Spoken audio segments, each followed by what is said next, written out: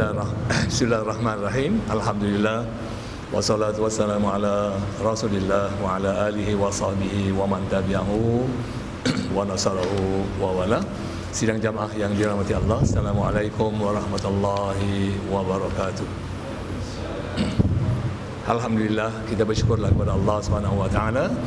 Sekali lagi dengan izin Allah kita sama-sama dapat bertemu di sini dalam masa yang agak lebih kurang setengah jam ni atau lebih sikit.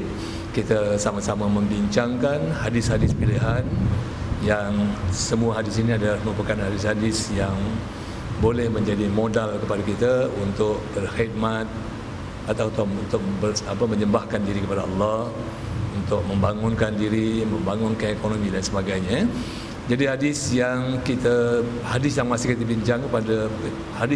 bincangkan ialah hadis mengenai tekun dan dedikasi dalam pekerjaan, di mana hadis ini datangnya daripada Aisyah radhiyallahu anha. Katanya Rasulullah sallallahu alaihi wasallam bersabda, "Innallaha yuhibbu idza 'amila ahadukum amalan ayyutqinahu." Maksudnya bahawa Allah mencintai seseorang yang apabila dia mengerjakan sesuatu kerja, dilaksanakan kerja itu dengan cemerlang. Itulah yang maksud hadis tadi. Buat kerja sebagaimana kita bincangkan pada minggu lepas, bukan setakat melepaskan batuk di tangga, tapi buat kerja betul-betul biarlah hasilnya memuaskan kita dan memberikan faedah kepada orang lain. Itu maksudnya hadis ini. Buat kerja mestilah sungguh-sungguh. Itulah orang yang dicintai oleh Allah Subhanahu wa taala. Jadi yang boleh kita dapat ada hadis tadi disokong lagi dengan ayat Al-Quranul Karim dalam suratul Ankabut ayat 69, "Walladzina jahadu fina lanahdiyannahum subulana wa innallaha lama'al muhsinin." Maksudnya, dan orang-orang yang berusaha dengan bersungguh-sungguh kerana memenuhi kehendak agama kami, sesungguhnya kami akan memimpin mereka ke jalan kami yang menjadikan mereka nanti bergembira serta beroleh keredaan, dan sesungguhnya pertolongan dan bantuan Allah adalah beserta dengan orang-orang yang berusaha membaiki amalannya. Jadi ayat ni pun terang bahawa kalau kita kerja dengan sungguh-sungguh kerana Allah SWT, Tuhan akan menunjukkan jalan yang mudah, diberikan petunjuk, atau dengan lain perkataan diberikan ilham kepada kita, diberikan semacam idea kepada kita macam mana nak menyelesaikan masalah. Sebab itu kita tengok belajar matematik ni memang bukan senang. Banyak orang, anak-anak pelajar-pelajar Melayu tu macam paling tak begitu baik lah dari segi matematik. Walaupun dah banyak cara dibuat, tapi tak begitu baik. Sebenarnya matematik itu perlukan kepada latihan dan perlukan kepada pemikiran. Kalau seseorang tu boleh berfikir dengan mendalam, dengan baik akan masalah yang dikemukakan dalam soalan tersebut, insya-Allah dia akan dapat jawab. Dan syaratnya bila dia buat tu bukanlah kerana nak pas saja. Kalau kerana nak pas saja, mungkin barangkali Allah tak akan tolonglah. Tapi dia jawab tu semata-mata untuk mengasah mindanya supaya menjadi orang yang sentiasa mau berfikir di masa akan datang ataupun sepanjang hayatnya. Sebab dalam Al-Quran banyak ayat-ayat yang mengingatkan kita supaya berfikir. Afala tatafakkarun, afala ya'qilun, dan berbagai-bagai ayat lagi yang semuanya menyuruh kita berfikir, menyuruh kita gunakan akal untuk berfikir. Jadi matematik ni merupakan salah satu wasilah atau cara untuk kita berfikir. Kalaulah anak-anak atau pelajar-pelajar kita tu memikir bersungguh-sungguh berfikir, tujuannya ialah untuk mengasah mindanya, fikirannya, agar sentiasa menjadi orang yang berfikir tentang keesaan Allah, tentang kebesaran Allah, tentang dunia, tentang isinya dan sebagainya. Mudah-mudahan mereka itu akan berjaya lah. Jadi kita kena cubalah bagi perangsang dengan cara yang demikian. Mudah-mudahan Allah akan membantu orang-orang yang sedemikian rupa. Sebab dalam ayat ini terang, walladzina jahadu fina, siapa yang bersungguh-sungguh membuat sesuatu kerana kami, yakni Allah, lanahdiyannahum subulana, nescaya kami akan tunjukkan kepada mereka jalan-jalan kami itu, yakni Allah, yang sepatutnya mereka tempuh dan lalui. Jadi samalah juga kalau kita buat kerja pun, kalau kita rasa macam mana susah sekalipun, kita ingat kita buat ni, kerja ni adalah amanah daripada majikan kita. Jadi oleh kerana amanah majikan kita, kita mesti buat. Majikan kita dah menaruh dah menaruh kepercayaan kepada kita untuk melaksanakan kerja yang kita lakukan, yang bakal kita lakukan, kerana dia dah tengok sertifikat kita, dia dah tengok kebolehan kita, pengalaman kita, kita boleh buat.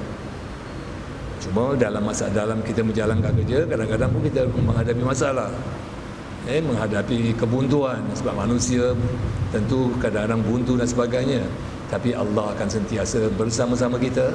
Kebuntuan kita tu akan ditunjukkan jalannya, masalah kita tu akan ditunjukkan huraiannya, selama mana kerja kita itu semata-mata kerana Allah SWT. Jadi kita kerja kerana kita menjalankan amanah Allah. Jadi bila kita menjalankan amanah Allah, Tuhan akan sentiasa memberi bantuan kepada kita.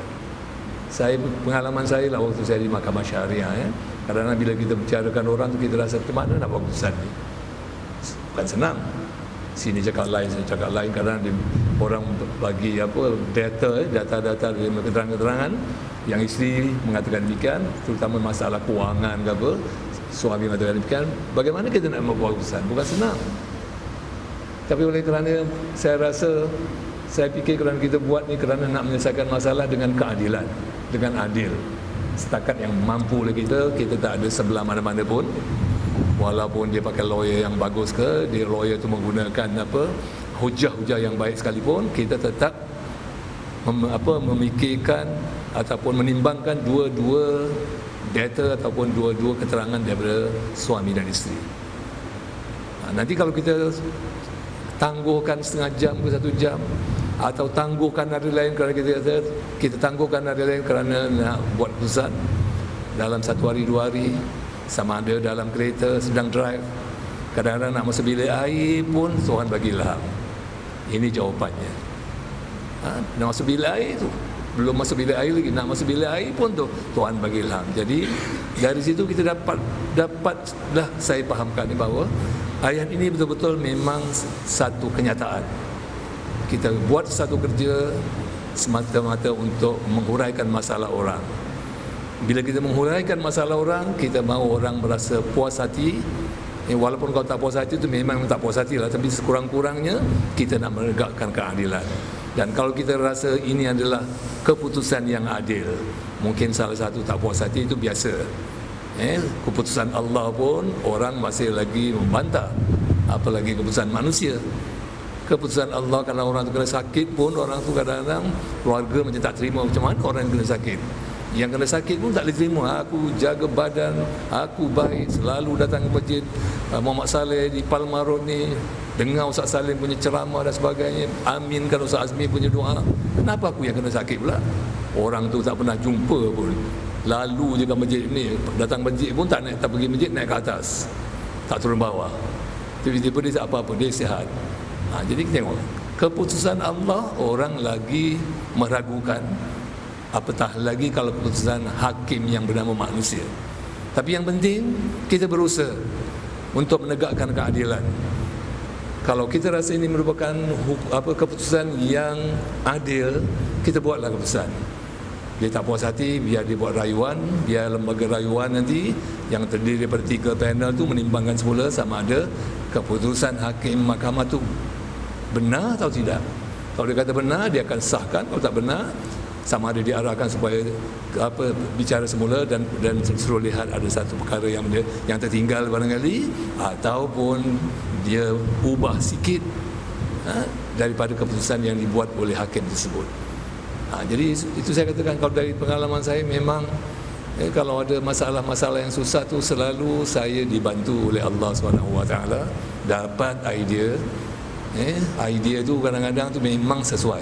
Kadang-kadang lagi bicara pun idea dah datang, tapi oleh kerana lawyer ni dia nak buat itulah, minta ini, minta tangguh lah, ya suka hati kau lah. Dalam hati saya suka hati dia lah, ya. Yang penting saya dah ada keputusan. Kalau next week berkeputusan nak buat keputusan, itu keputusan saya dah catat awal-awal. Kalau ada sedikit ada new apa, ada apa ni keterangan baru, itu lain cerita lah kan. Jadi kita percayalah kepada Suratul Ankabut ayat 169 ni yang mengatakan bahawa selama mana kita bekerja semata-mata kerana Allah SWT, maka selama itulah Tuhan akan bantu kita, memberikan idea kepada kita dan menunjukkan masalah yang benar. Dalam rumah tangga pun samalah juga. Kalau kita ada masalah dan sebagainya, kalau suami dan isteri memang ikhlas nak menghuraikan masalah dengan baik, berusaha sungguh-sungguh. Kenapa jadi begini? Kenapa kita selalu tiap-tiap bulan bergaduh kerana kurang duit? Cuba kita dengan secara ikhlas, kita tengok apa kesilapan kita. Kenapa kita selalu tak cukup saja? Orang lain cukup, kita tak cukup. Cek satu-satu. Nanti Tuhan akan tunjukkan di mana slacknya.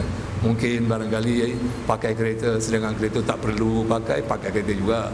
Seorang lain pakai pun dia nak pakai. Ataupun barangkali belanja terlalu lebih, tak perlu beli semua barang-barang sehingga kadang-kadang terbuang-buang barang tersebut dan sebagainya. Jadi kalau dia atau suami isteri itu berusaha untuk menyelesaikan kebuntuan mereka dan mereka nak menyelesaikan itu kerana Allah SWT, insya-Allah mereka akan dapatlah petunjuk dari Allah SWT. Jadi segala-galanya semua menerusi petunjuk. Jadi tuan-tuan yang bekerja, sama ada bekerja sendiri ke atau bekerja sebagai makan gaji ke, kerja yang diamanahkan kepada, kerja yang kita lakukan itu adalah amanah Allah SWT. Kalau kita berniaga pun, perniagaan itu pun adalah amanah Allah. Kita berniaga tentu sekali tujuannya ialah untuk menyediakan keperluan orang lain. Kita berniaga memang untuk menyediakan keperluan orang lain. Kata kalau kita kerja, kita import barang-barang kereta, barang-barang motor kan. Jadi kan banyak kereta di Singapura ni yang memerlukan penukaran alat-alat kereta atau alat-alat motor. Jadi kalau tak dijual di pasar, mana dia dapat? Mekanik pun tak akan dapat membeli kalau kita sebagai tak mengimport barang-barang itu dari luar negeri. Jadi maknanya kita berniaga tu bukan setakat hanya nak dapatkan keuntungan, tapi kita berniaga tu ialah kita membantu keperluan orang. Samalah juga dengan orang yang jualan, dijualan di gerai-gerai, dia berniaga tu bukan setakat nak dapat bantuan, nak dapat keuntungan, tapi dia membantu orang-orang yang bekerja pada siang hari yang tak sempat nak balik rumah, dan memang tak sempat masa makan kita 1 sampai 2 je. Ada orang kadang 2.30, 1 tengok mana majikan. Jadi dia buat kerja tu ataupun dia berniaga tu ialah untuk membantu orang-orang inilah yang tak sempat nak balik rumah untuk makan, ataupun nak balik rumah pun isteri pun sama-sama kerja. Jadi maknanya dia dapat pahala tu. Itu amanah dia juga tu. Amanah dia untuk menyediakan keperluan orang ramai, terutama orang-orang yang bekerja ataupun orang-orang yang tak masak kat rumah, sebab 2 orang aja, 1 orang jadi nak makan keluar saja. Jadi itu salah satu daripada matlamat perniagaan. Jadi kalau orang-orang yang berniaga dengan niat yang sedemikian rupa, insya-Allah perniagaannya itu diberkati oleh Allah. Tuhan akan tunjuk lana diyannahum subulana. Kami akan tunjuk jalan-jalannya bagaimana mereka nak mendapat keuntungan.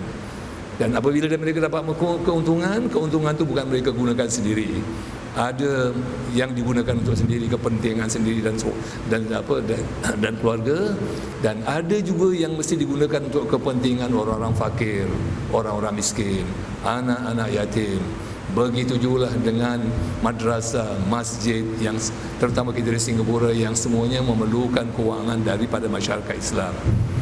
Jadi kalau orang yang berniaga itu mempunyai pemahaman tentang perniagaan dalam Islam, dia tak fikirkan masalah nanti rugi dan sebagainya. Dia fikirkan dia untung kat dunia kerana dapat keuntungan daripada wang, hasil perniagaannya, dan dia juga untung di akhirat kerana niatnya untuk membantu orang dan niatnya adalah untuk menyediakan keperluan orang ramai. Itu dia sebenarnya. Kalau kita buka factory baju pun, ya, factory baju kemeja ke dengan seluar panjang umpamanya kan, matlamat kita bukan setakat untung saja. Tujuannya lah kita nak menyediakan keperluan orang, biar dengan baju tu dan seluar orang dapat menutup auratnya. Kalau niat kita gitu, kita dapat pahala. Kita jual ubat umpamanya, kita niatnya supaya membantu orang, menolong orang yang ada masalah. Jadi kita dapat dua pahala, dapat dua kebaikan. Satu, kita dapat pahala dari Allah Subhanahu Wa Taala, dan satu lagi kita dapat untung daripada hasil perniagaan kita. Konsep perniagaan ini tu yang diterapkan oleh Islam ni tak semua orang faham. Kan? Bangsa asing, konsep perniagaan mereka ialah keuntungan saja. Nak dapat untung, dia tak kira halal haram. Kita lain, ya, kita nak dapat untung pun kita kena kira halal dan haram. Kalau kita jual lontong pun, kita kalau kuahnya tak habis hari ini, jangan carry forward hari besok. Kalau kita punya kat rumah sendiri bolehlah. Bila kita jual untuk orang ramai, kita carry forward, bawa untuk besok pula, bawa balik rumah, kita panaskan, lepas tu besok kita jual lagi kerana kita nak untung lebih. Kita tak fikirkan sama ada kuah lontong tu masih boleh digunakan atau tidak. Kita tengok sikit-sikit masam, boleh. Perut orang tak sama. Ada orang masuk perut, ada setengah perut masuk masam sikit pun dia boleh menggelodak ke dalam, menggelegak ke dalam, menyebabkan dia buang atau sakit dan sebagainya. Ada orang memang perutnya agaknya bangsa jenis yang tahan lasak punya, masuk apa pun boleh, batu pun boleh, tak apa-apalah. Tapi yang masalahnya, setiap sesuatu yang kita nak jual, kita mesti ingat ialah sesuatu yang baik, yang dapat memberi faedah kepada orang yang membeli. Jadi kita tak ada niat menipu. Jadi kalau ada niat menipu, niat mengelentung, tak jalan dia. Tak boleh aman dia. Kita baca surat khabar, kadang-kadang orang-orang yang masak, yang menyediakan masakan untuk pengantin, tiba-tiba pukul 3 atau pukul 2 nasi dah habis. Ada satu orang tu komplain dengan saya lah. Dia kata dia jumlah yang dia bagi tahu nak suruh masak tu sekian-sekian banyak. Kenapa dalam pukul 2 dia dah habis pula? Tukang masak kata, ini mungkin awak jemput orang lebih, bagi tahu saya lebih. Orang tu bagi tahu, saya bagi kad sekian banyak. Kemudian dia punya, kalau saudara mara saya pun katalah ada lebih kurang dalam 100, jumlah sekian banyak. Yang saya order tu kita lebih. Jadi bila ditanya, bila tuan rumah tanya berapa beras guni yang awak masak, satu guni berapa untuk orang. Jadi nampak kat situ kurang guni. Bila kurang guni, macam mana orang nak makan? Dia tanya saya, boleh tak saya tak bayar, kata. Saya kata ni susah saya nak jawab, pasal dah janji dah kontrak. Tapi kalau awak rasa, kalau awak yakin yang memang satu goni itu tak ada, awak bayar yang 4 goni, okeylah, bayarlah. Kalau awak rasa memang dia siapkan 4 goni, padahal sepatutnya mesti 5 goni, ada juga kan. Dan ada juga yang kita baca dalam surat khabar, sampai waktunya tak datang. Jadi kalau perniagaan secara menipu macam ini, dan tipu ni bukan sifat yang mulia di sisi Allah Subhanahu Wa Taala. Di sifat mazmumah. Sifat mazmumah ni maksud sifat yang tercela. Dan kalau kita dah buat sesuatu di dalam perbuatan kita atau perniagaan kita atau projek kita ada sifat mazmumah, sifat yang tercela, umpamanya ingin menipu, ingin untung yang berlebihan, tentu sekali apa yang kita usahakan tak akan ditunjukkan oleh Allah jalannya. Yang Tuhan janji ni, wallazina jahadu fina. Tapi kalau kamu wallazina jahadu ghairana, selain daripada kami, kau tak akan dapat petunjuk. Kan? Sebab itu kita tengok orang-orang macam ni, walaupun pada awalnya apa orang kata dah untung, tapi sifat manusia ni, sifat tamak tu ada. Sifat tamak tu ada. Jadi selama ni dia buat jujur, untungnya sekian banyak. Cuba dia kelentung sikit, agaknya setiap kali dia buat tengok masih lebih je, cuba kurangkan sikit. Bila kurangkan sikit, orang pula lebih. Padahal tak boleh lah macam itu. Bila kita orang dah order untuk 3,000 jemputan, siapkanlah untuk 3,000 jemputan. Bila orang order untuk 2,000, disiapkan 2,000. Kita tak boleh agak Walaupun tak semua orang datang dalam masa jemputan tu kan, tapi bila dia dah minta kita siapkan 3,000 lah. Bila petang tak habis, bagi tahu dengan tuan rumah, suruhlah kendarakan saudara mara tu ambil lah, dibagi-bagilah. Jadi dia dapat hasilnya, dia dapat bantu orang tak kritik, orang tak marah. Dengan itu perniagaannya itu akan berkembang. Servis dia tu akan mekar, wangi di sisi orang. Orang akan sampaikan makanannya bagus, dia punya persiapan pun baik, jujur orangnya. Dah petang-petang tu masih ada lagi lebih, orang puji. Ini semua kerana apa? Jahadu fina, walladzina jahadu fina, buat kerja kerana Allah. Jadi kita akan dapat di buahnya. Jadi kesimpulannya tak ada ruginya lah. Bila kita bekerja dengan baik, bekerja dengan betul, kita tak akan rugi, malah kita untung kerana Allah SWT akan membantu kita, ya. Huraian ini bahkan Allah menentukan bahawa kemenangan agamanya bukan semata-mata kerana Islam itu datang daripada Allah. Kemenangan Islam adalah hasil daripada jihad orang yang beriman dan beriltizam dengan ajarannya. Kemenangan itu tunduk kepada syarat-syarat kemenangan yang ditentukan oleh Allah dalam sunnahnya. Ini diceritakan pasal peperangan. Kita tak sama-sama peperangan lah, sebab peperangan dah tak ada perang sekarang. Negara lain yang perang. Jadi Islam tidak mungkin menang. Dalam peperangan yang lalu-lalu tu, Islam tidak mungkin menang jika penganut-penganutnya lemah, malas, jahil dan mundur. Memang betul. Macam mana nak menang kalau umpamanya pemalas, lari? Kita dah untunglah sekarang tak ada perang jihad. Orang yang hidup pada zaman Nabi, pada zaman sahabat tu, peperangan masih berlaku. Kerana orang-orang Yahudi, orang-orang kafir ni masih lagi tak senang dengan orang Islam. Orang Islam tak pernah menyerang dulu. Yang mereka selalu diserang. Bila mereka diserang, mereka mesti mempertahankan diri. Jadi dalam agama, apabila negara kita diserang atau agama kita diserang, wajib kita berjihad, mempertahankannya. Sebab itu kalau kita tengok dalam Quran, banyak cerita-cerita bagaimana sebilangan orang-orang munafik ni, ataupun orang-orang yang bermuka-muka di hadapan orang Islam, bahawa di Islam ni bila sampai peringkat suruh berjuang, lari dia. Tak apalah, dia kata, kamu semua berjuanglah, biarlah kami tinggal di sini, dia kata. Dia tak mahu bersusah-susah, takut mati. Orang yang beriman kepada Allah, orang yang kuat pegangannya, dia tahu jihad tu pahalanya besar di sisi Allah. Kalau ditakdirkan dia terkorban, dia sebenarnya hidup di sisi Allah.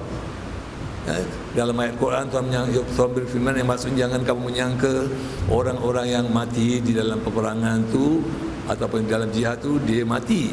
Sebenarnya dia hidup di sisi Allah, malah diberikan rezeki oleh anu. Jadi besok orang-orang ni dah terjaminlah untuk masuk syurga. Tapi nak masuk syurga terpaksalah berjihad, berperang. Terpaksalah menggunakan tenaga, terpaksa gunakan kepandaian, kepintaran dan kebijaksanaan. Kalau nasib-nasib baik menang, nasib kurang baik tewas kerana mungkin musuh lebih cekap dari kita, lebih banyak dari kita, ataupun 2-3 musuh serang seorang yang tentunya kita tak boleh mempertahankan. Itu nasib. Jadi kan itu satu kerja yang berat. Jadi bila kerja yang berat, bahaya, orang banyak tak ada. Terutama orang-orang munafik ni tanda. Biarlah kalau kamu nak pergi perang, kamu pergilah, kami nak duduk sini. Jadi dari situ barulah nampak orang ni bukanlah orang Islam yang sebenarnya, tapi sebenarnya orang-orang yang munafik, maknanya bermuka-muka. Kalau semualah umat Islam pada masa itu bersifat seperti berpura-pura seperti ini, penakut, pengecut, barangkali kita tak jumpa Islam tersebar seperti hari ini. Tapi dengan berkat kegigihan orang-orang Islam yang dahulu dan berkat kebijaksanaan mereka, keberanian mereka, Islam dapat tersebar dan akhirnya negara Makkah dapat ditawan semula, dan daripada sana terus berkembang sampailah kita alhamdulillah pada hari ini dapat menjadi orang Islam menerusi datuk nenek moyang kita. Yang kalau umpamanya lah datuk nenek moyang kita pun tak memilih Islam, barangkali kita jadi orang Hindu. Yang kat Bali kan banyak orang Hindu kan pakai Islam, atau jadi orang yang bukan Islam. Jadi kita bersyukur kerana dengan berkat nenek moyang kita masuk Islam, kita pun dapatlah hidayah daripada Allah Subhanahu Wa Taala. Jadi apabila penyakit-penyakit malas, jahil dan mundur ni menguasai umat Islam, Islam akan hilanglah kedaulatannya, nilai-nilai Islam akan pudar dan hukum-hukum Islam disingkir. Walaupun jumlah penduduk Islam ramai, manusia Muslim yang ramai, tetapi kualitinya yang merosot, tidak mungkin dapat menegakkan kembali kedaulatan Islam. Ini kita dapat lihat sekarang ni lah. Kerana kualiti orang-orang Islam tak begitu baik lah kalau dibandingkan dengan kualiti orang Islam yang dulu. Walaupun kita tengok Syria, satu negara yang kaya, Iraq pun satu negara yang kaya dengan minyak, Libya pun satu negara yang kaya dengan minyak, tapi kita tengok pemimpin-pemimpinnya tu bukan benar-benar berjiwa ataupun menjalankan hukum agama Islam. Sebab itulah rakyat memberontak. Orang-orang yang bukan Islam tu saya cakaplah, dia memang sentiasa nak merosakkan Islam kan. Tapi kalau ada orang Islam sendiri tak kuat, tak mau memperkemaskan diri, tak mau memperteguhkan negeri masing-masing, jadi macam mana mereka nak jadi orang kuat atau negara yang kuat? Kita tengok Spain, Spanyol dulu, orang panggil Spanyol, dalam bahasa Arab kata Al-Andalus. Ada nyanyi lagu Andalusia kan, nasyid Andalusia. Beratus-ratus tahun tu orang Islam memerintah dekat Spain tu, akhirnya dapat dirampas oleh orang yang bukan Islam. Kalau kita pergi Spain atau pergi Spanyol, kita akan tengok masjid yang begitu cantik, besar. Memang ukiran-ukiran ayat-ayat masih ada, dia punya kat luar dom dia pun masih ada, mimbarnya pun masih ada. Tapi sebelahnya dia dah convert menjadi jadi church. Kita masuk sebelah tu, sebelahnya dah church, jadi dia convert jadi church. Jadi yang sebelah ni masih lagi sebagai sejarah saja. Dah lah tu dulu orang Islam punya. Kita masuk dalam, kalau pakai sogok haji ke apa, dia suruh buka, rasa-rasa macam nak ketuk kepala dia je. Kau dah rampas kita punya harta. Saya lepas main Zuhur, mana saya terperasan pakai sogok haji tak buka. Kawan-kawan yang lain dia sembahyang semua gondol lah, orang tu bukan ustaz, kita ustaz pakai lah songkok kan, bawa songkok kan. Jadi lupa nak buka, bukan songkok hitam lah, songkok putih. Dia punya salah satu orang datang kata, take out dia. Take out lah, tapi dia ada kecil pula dalam saya cakap dia boleh pakai yang kecil gitu. Mana orangnya sama dia Kristian ke Yahudi boleh yang kecil, kita pakai yang kecil, besar sikit pun tak boleh. Dah lah, ini kita punya, dia dah ambil, dia jadikan Kristian. Kawasan sana kita tak masuk, kalau kawasan dia tu kita tak masuk pun, tengok dari luar je, tak kuasa lah. Maksudnya kita tengok sejarahnya je lah kan. Jadi bila kita tengok dekat Andalus, kemudian kita tengok dekat Alhambra. Saya kata Alhambra tu apa? Rupanya Alhamra, Istana Alhamra tu semua ada tulisan-tulisan Al-Quran. Sebab asalnya memang orang Islam punya. Tapi kenapa apa orang kata dirampas oleh orang-orang yang bukan Islam? Sebab kekuatan. Tak bina satu kekuatan. Tak bina satu kekuatan dan tak membuat satu perkara kerana Allah. Buat sesuatu tu kerana pribadi, kerana keluarga. Padahal zaman dulu pun Nabi dah ingatkan kepada umat Islam. Dia kata kejatuhan umat dahulu kala katanya, kerana mereka tu menyebelahi, tidak menegakkan keadilan dan menyebelahi keluarga-keluarga mereka sendiri. Maknanya lebih side kepada keluarga. Kalau berlaku apa-apa kesilapan pada keluarga pun dia boleh cover, pada orang lain dijatuhkan hukum. Jadi dah ada contoh pun dulu, Nabi pun dah ingat pun akhirnya jatuh orang-orang pembesar-pembesar ni pun akhirnya jatuh. Tapi apabila umat Nabi Muhammad yang berikutnya pun kalau ada yang buat macam itu, dia akan jatuhlah, dari semasa ke semasa akan tumbang. Kita berdoa mudah-mudahan selalu dalam sembahyang Jumaat, dekat khutbah selalu kita ingat Allahumma a'izzal Islam, ya Allah muliakanlah Islam. Allah, kemudian kalau imam kadang baca, Bilal baca Allahumma qawwil Islam, ya Allah kuatkanlah agama Islam. Jadi masjid ni baca, semua masjid baca, seluruh dunia masjid banyak baca Allahumma izzal Islam, Allahumma qawwil Islam.